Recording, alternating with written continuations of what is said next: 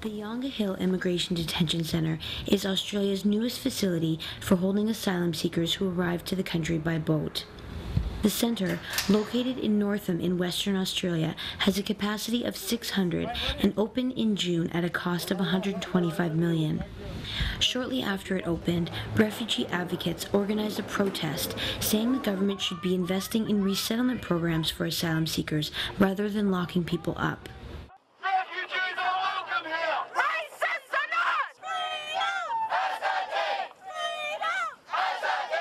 Canada is following Australia's controversial mandatory detention policy in response to two high-profile migrant ship arrivals off the coast of BC, the Ocean Lady in 2009 and the MV Sun Sea in 2010.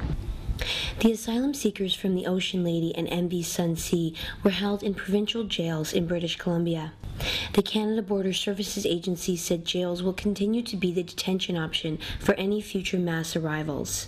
Refugee advocates in Australia called that appalling. I think it's unconscionable for refugees and asylum seekers to be placed in prisons with prison populations.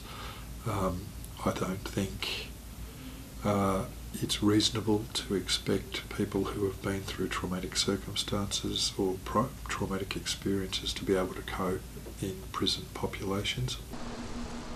Thousands of asylum seekers a year apply for refugee status at Canada's airports. They're detained only for a few weeks, while health, identity, and security checks can be done. After that, they are released on conditions while their claim is being processed. NDP immigration critic Ginny Sims said the new detention provisions create a two-tier refugee system which punishes people for mode of arrival. It transforms very, very dramatically the way we treat refugees when they first arrive in our country. And it actually transforms the image people have of Canada when they see the kind of laws we're passing that seem to be very anti-refugee. Marcus Roberts of the Refugee Rights Action Network in Perth said Canada should look very closely at the consequences of indefinite detention.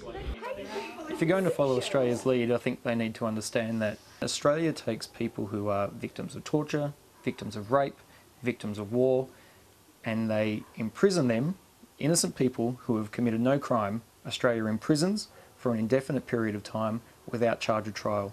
They imprison them in conditions that Australia knows will leads to mental illness, will cause them to self-harm, and will cause people to try and take their own lives.